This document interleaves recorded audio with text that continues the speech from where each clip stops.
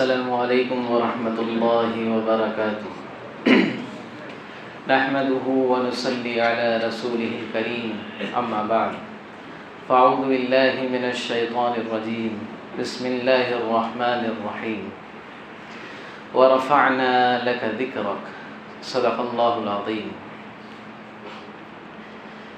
محترم حاضرین جمعہ، بزرگوں، دوستوں اور میرے عزیز ساتھیوں، آج ہم اس موضوع پر بات کریں گے جس موضوع پر آج کچھ دنوں سے پوری دنیا بات کر رہی ہے۔ بڑا حساس موضوع ہے، اس لیے اس کو سمجھنا بہت ضروری ہے۔ اور وہ کیا ہے؟ وہ ہے توہین رسالت، جو مشرکین اور ملحدین کی طرف سے صرف آج نہیں ہو رہا بلکہ سالوں سے، صدیوں سے ہو رہا ہے۔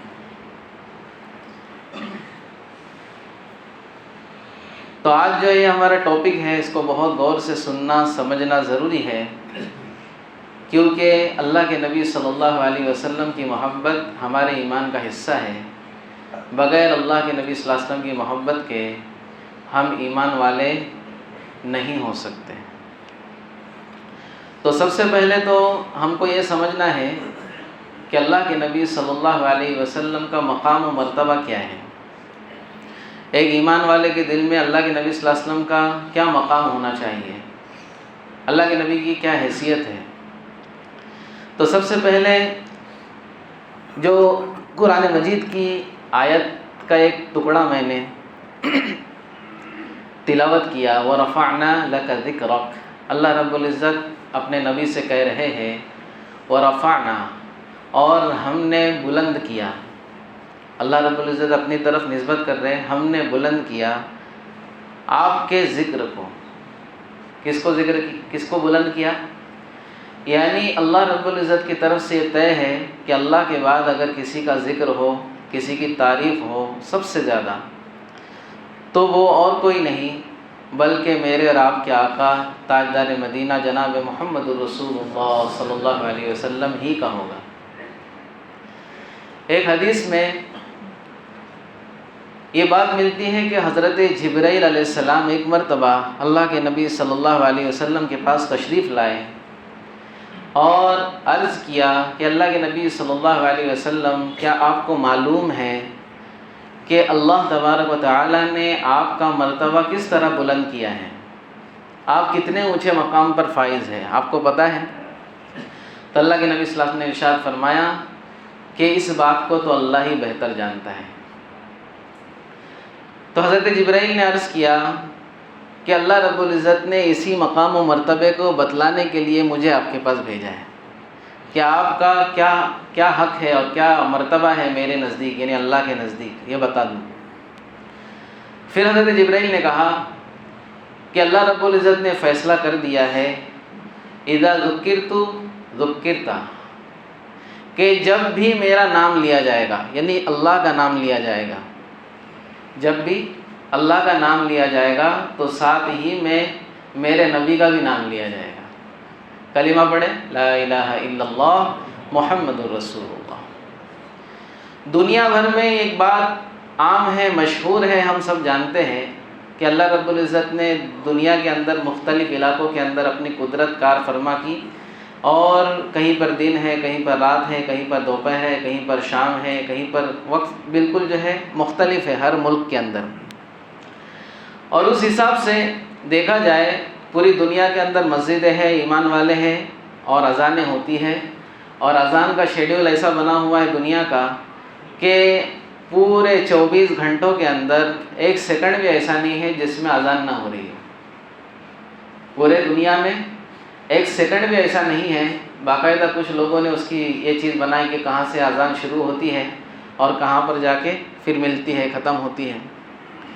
تو آپ غور کریں دوستو، پوری دنیا بھر میں ہر سیکنڈ میں اذان ہو رہی ہے، اور ہر سیکنڈ میں یہ گواہی دلائی جا رہی ہے کہ میں گواہی دیتا ہوں کہ اللہ کے سوا کوئی معبود نہیں، اور میں اس بات کی گواہی دیتا ہوں کہ محمد صلی اللہ علیہ وسلم اللہ کے رسول ہیں۔ پوری دنیا میں ایک سیکنڈ بھی ایسا نہیں جہاں پر اللہ کے نبی کی تعریف نہ کی جا رہی ہو، اللہ کے نبی کے مقام اور مرتبے کو نہ بتایا جا رہا ہو۔ تو دوستو، اللہ کے نبی صلی اللہ علیہ وسلم کے مقام و مرتبے کے متعلق ہم یہی بات کہہ سکتے ہیں کہ اللہ کے رسول صلی اللہ علیہ وسلم کا مرتبہ اللہ کے سوا کوئی نہیں جانتا، اللہ کے سوا کوئی نہیں جانتا۔ تمام انبیاء کے امام ہیں، تمام انبیاء کے امام ہیں، سرور کائنات ہیں۔ اس لیے دوستو، ہم سب کو سب سے پہلی جو چیز کرنی ہے وہ اللہ کے نبی صلی اللہ علیہ وسلم کی عظمت کو دل میں بٹھانا ہے کہ اللہ کے بعد اگر کوئی ہستی ہے، کوئی مرتبہ ہے کسی کا، تو وہ میرے نبی کا مرتبہ ہے۔ یہ سب سے پہلی بات ہم کو سمجھنی ہے۔ دوسری بات،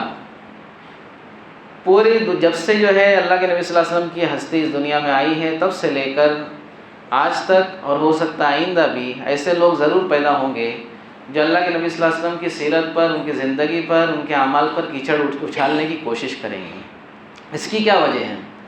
توہین رسالت کی کیا وجہ ہے؟ کیوں ایسے کچھ لوگ ہمیشہ پیدا ہوتے ہیں جو اللہ کے نبی صلی اللہ علیہ وسلم کے زندگی میں عیب نکالنے کی کوشش کرتے ہیں؟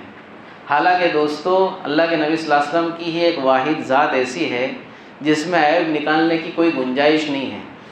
ہم کہیں نہیں بتا سکتے کہ اللہ کے نبی صلی اللہ علیہ وسلم سے یہ کام غلط ہوا ہے اور اللہ کے نبی کی زبان سے بات غلط نکلی ہے، یہ کبھی ہم کہہ نہیں سکتے، کیونکہ اللہ رب العزت نے اپنے نبی کے اقوال اور افعال کو اپنی مرضی کے تابع رکھا ہے۔ انبیاء تو ویسے ہی معصوم ہوتے ہیں، جتنے بھی نبی ہیں یہ معصوم عن الخطا ہے، اس سے جو ہے گناہ نہیں ہوتے، لیکن اس کے اندر خاص طور پر اللہ رب العزت نے اپنے نبی کو بنایا ہے کہ اللہ کے نبی کی زبان سے بھی کوئی بات ان کی خواہشات کے مطابق نہیں نکل سکتی، بلکہ وہ جو بات نکلے گی وہ اللہ کی طرف سے ہوگی۔ وَمَا يَنْطِقُ عَنِ الْهَوَىٰ إِنْ هُوَ إِلَّا وَحْيٌ يُوحَىٰ۔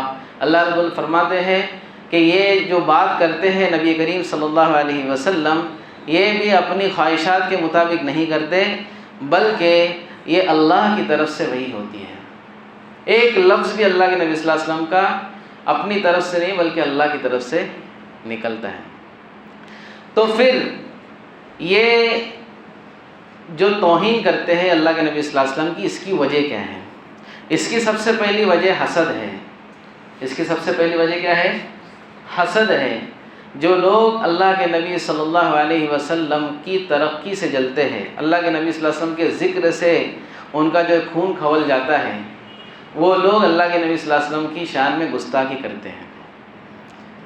وہ لوگ اللہ کے نبی کی شان میں کیا کرتے ہیں؟ گستاخی کرتے ہیں۔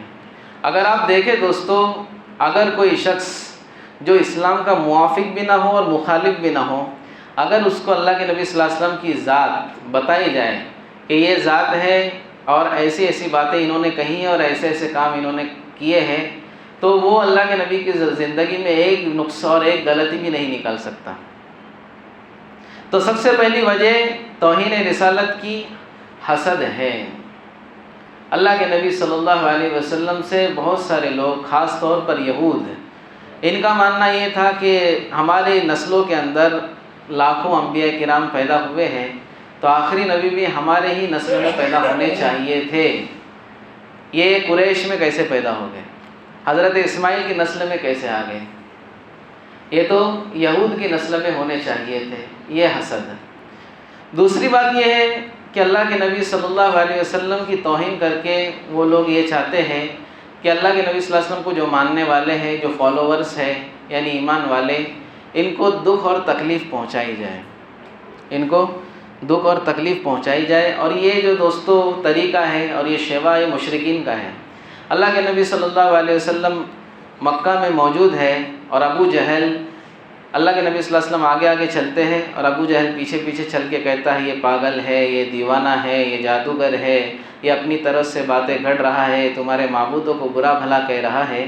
تو یہ آج کی بات نہیں ہے دوستو، یہ آج کی بات نہیں ہے، بلکہ اللہ کے نبی کی زندگی ہی سے ایسے لوگ پیدا ہو چکے تھے جو اللہ کے نبی صلی اللہ علیہ وسلم کی کو برا بھلا کہتے تھے۔ لیکن ان کا انجام کیا ہوا؟ ابو جہل کا انجام کیا ہوا؟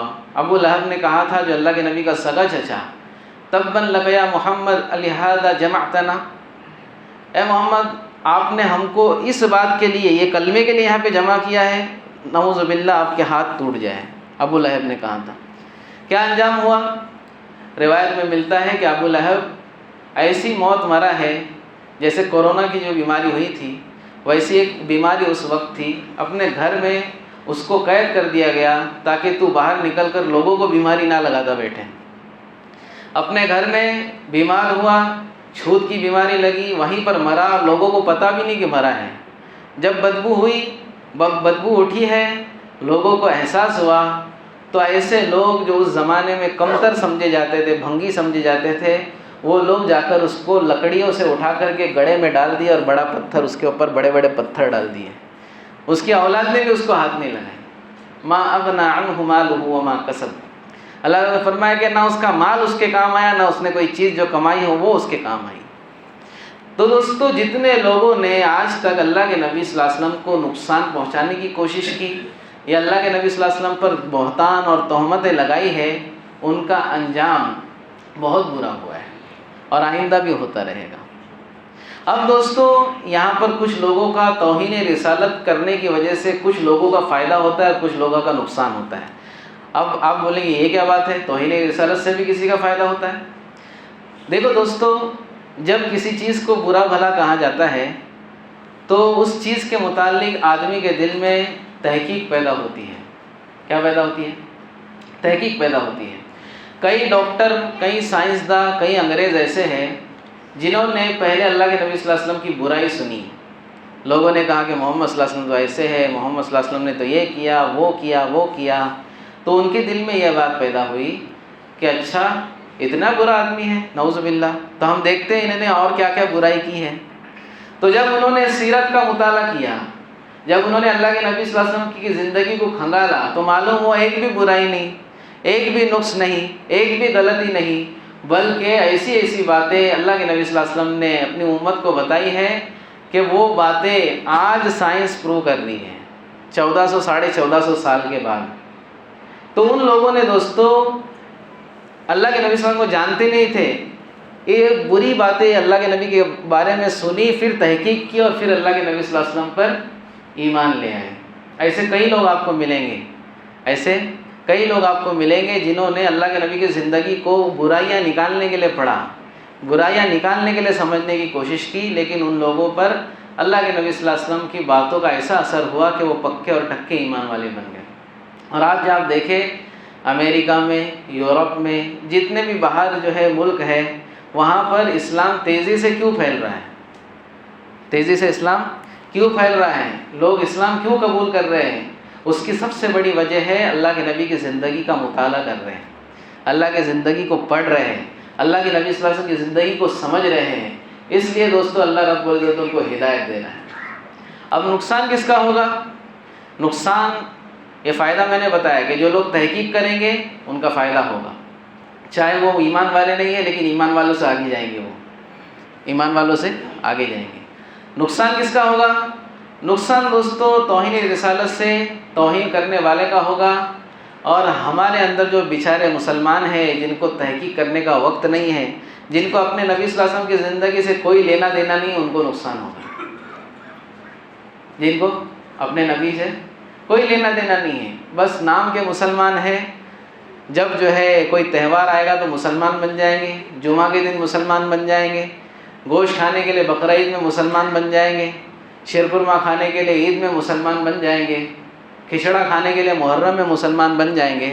تو ایسے مسلمان کو بڑا نقصان ہونے والا ہے، ایسے مسلمانوں کی نسلوں کا بڑا نقصان ہونے والا ہے، کیونکہ دوستو جو لوگ نہ خود دین پر چلنے کی کوشش کرتے ہیں اور نہ اللہ کے نبی صلی اللہ علیہ وسلم کی سنتوں کو اپنانے کی کوشش کرتے ہیں، وہ لوگ ان باتوں میں آ کے پھنس جائیں گے، کچھ پتہ ہی نہیں ہے انہیں، اور جب وہ پھنس جائیں گے تو ان کی نسلوں کے اندر بھی اللہ کے نبی صلی اللہ علیہ وسلم کے دشمن پیدا ہوں گے۔ کیا پیدا ہوں گے؟ اللہ کے نبی صلی اللہ علیہ وسلم کی جو ہے سنتوں کا جنازہ جس نے اپنے گھر سے نکالا ہے، اس کی نسلوں میں اللہ کے نبی کے دشمن پیدا ہوں گے، اللہ کے نبی صلی اللہ علیہ وسلم سے سنت سے چڑ کرنے والے پیدا ہوں گے۔ آج آپ ایسے کئی جو ہے پڑھے لکھے مسلمانوں کو، بچوں کو اور بچیوں کو دیکھیں گے، کوئی ڈاکٹری پڑھ رہا ہے، کوئی وکالت کر رہا ہے، کوئی انجینئرنگ کر رہا ہے، یا پھر جو بڑے بڑے عہدوں پر فائز ہے، جن کو اسلام سے اور مسلمانوں سے چڑ ہے، حالانکہ خود مسلمان ہیں، اس کی وجہ کیا ہے؟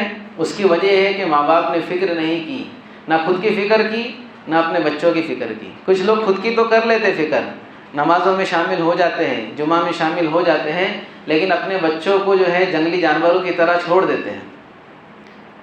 ان کی دنیا کی تو بڑی فکر کرتے ہیں، لیکن دین سکھانے کا کوئی مسئلہ نہیں۔ اس کے لیے دیکھو آج دوستو کتنا جو ہے ریشو بڑھ رہا ہے کہ مسلمانوں کی بچیاں غیر مسلموں کے ساتھ جا رہی ہے اور ان کے ساتھ جو ہے رجسٹر نکاح کر رہی ہے، شادی کر رہی ہے، میرج جو ہے کر رہی ہے۔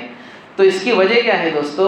ہم نے اپنے گھروں سے اسلام کو اور نبی کریم صلی اللہ علیہ وسلم کی زندگی کو نکال دیا ہے۔ تو ہمارا بڑا نقصان ہے اس کے اندر، ہماری نسلوں کا بڑا نقصان ہے۔ یہ ایمان پر بھی قائم نہیں رہیں گے دوستو۔ اگر اللہ کے نبی صلی اللہ علیہ وسلم کی زندگی کو ان کو نہ بتائی جائے تو ہو سکتا ہے ان کا نام تو مسلمانوں والا ہو، لیکن یہ اپنے دل کے اعتبار سے مرتد ہو چکے ہوں گے، اور کئی لوگ تو اپنے نام بھی بدل رہے ہیں۔ اس لیے سب سے زیادہ ڈرنے کی جو بات ہے وہ ہم مسلمانوں کے لیے ہے۔ اب ہمارا کیا کام ہے؟ اب ہمارا سب سے پہلا یہ کام ہے اللہ کے نبی صلی اللہ علیہ وسلم کی سیرت کو زندہ کیا جائے، اللہ کے نبی کی سیرت کو بیان کیا جائے، اللہ کے نبی کی زندگی کو اپنی زندگی میں داخل کیا جائے۔ ہم یہ چاہتے ہیں کہ ہمارے جو ہے نا یہ آدھے فٹ کے چہرے کے اوپر اللہ کے نبی کی سنت زندہ نہ ہو، اسلام زندہ نہ ہو، پورے عالم میں اسلام زندہ ہو جائے۔ ہم اپنے چہرے کو نبی کے چہرے جیسا بنائیں، ہمارے لباس کو نبی کے لباس جیسا بنائیں، ہمارے اخلاق اور عادات کو نبی کریم صلی اللہ علیہ وسلم کے جیسا بنائیں گے دوستو، برائیاں کرنے والے، تہمتیں لگانے والے لگاتے رہ جائیں گے، اللہ کے نبی صلی اللہ علیہ وسلم کو اس سے کوئی فرق نہیں پڑتا۔ جتنی برائیاں کرو گے، جتنا دبانا چاہو گے، اسلام اور اللہ کے نبی کی زندگی میں ایک خاصیت ہے کہ اتنا ابھرے گی، اتنا سامنے آئے گی لوگوں کے، جس چیز کی جو ہے نا برائی کی جائے گی وہ چیز اور اتنی سامنے آتی چلی جائے گی۔ دوسرا کام مسلمانوں کا یہ ہے، پہلا کام تو ہے کہ سیرت کو زندہ کرے، سیرت کی تعلیم کو زندہ کرے، اپنے خود سیرت کو سیکھے سمجھے، بچوں کو سمجھائے، نسلوں کو اس بات کے لیے تیار کرے۔ دوسرا کام یہ ہے کہ اللہ کے نبی صلی اللہ علیہ وسلم پر درود پاک جو ہے کثرت سے پڑھا جائے۔ دوسرا کام کیا ہے؟ کثرت سے اللہ کے نبی صلی اللہ علیہ وسلم کے اوپر درود پڑھا جائے، ہمارے دل میں اللہ کے نبی کی محبت، عظمت بڑھتی جائے گی، اور ایک طرف محبت نہیں ہوگی بلکہ اللہ کے نبی صلی اللہ علیہ وسلم کے دل میں ہماری محبت بڑھتی جائے گی۔ درود پڑھنے والے کے لیے اللہ رب العزت نے انعام رکھا ہے کہ اپنے نبی کے ہاتھ سے جام کوثر اول مرحلے میں پلایا جائے گا، اللہ کے نبی کی سفارش حاصل ہوگی۔ سمجھ میں آ رہی بات؟ اتنا ذکر کیا جائے اللہ کے نبی کا، اللہ کے نبی کی اتنی تعریف کی جائے کہ جو ہے کوئی سامنے سوچنے پر مجبور ہو جائے کہ اس ایسی شخصیت کی میں کیا برائی بیان کروں، ایسی شخصیت کی کیا توہین بیان کروں۔ آج ہم نے دوستو ہمارا آئیڈیل، اپنا ہیرو جو ہے نا یہ ناچنے والوں کو اور گانے والوں کو بنا کر رکھا ہے، اصل میں ہمارا آئیڈیل، ہمارا ہیرو تو نبی کریم صلی اللہ علیہ وسلم کی ذات ہے۔ ہم کبھی اس لحاظ سے کہ بھائی فلاں ہیرو نے پھٹی ہوئی پینٹ پہنا، اس کے لیے میں پھٹی ہوئی پینٹ پہن رہا ہوں، ہم اس لحاظ سے میرے نبی نے داڑھی رکھی، میرے نبی نے جو ہے یہ سنت جو اپنائی ہے تو میں اپناؤں، یہ کبھی ہمارے دل میں بات آئی کیا؟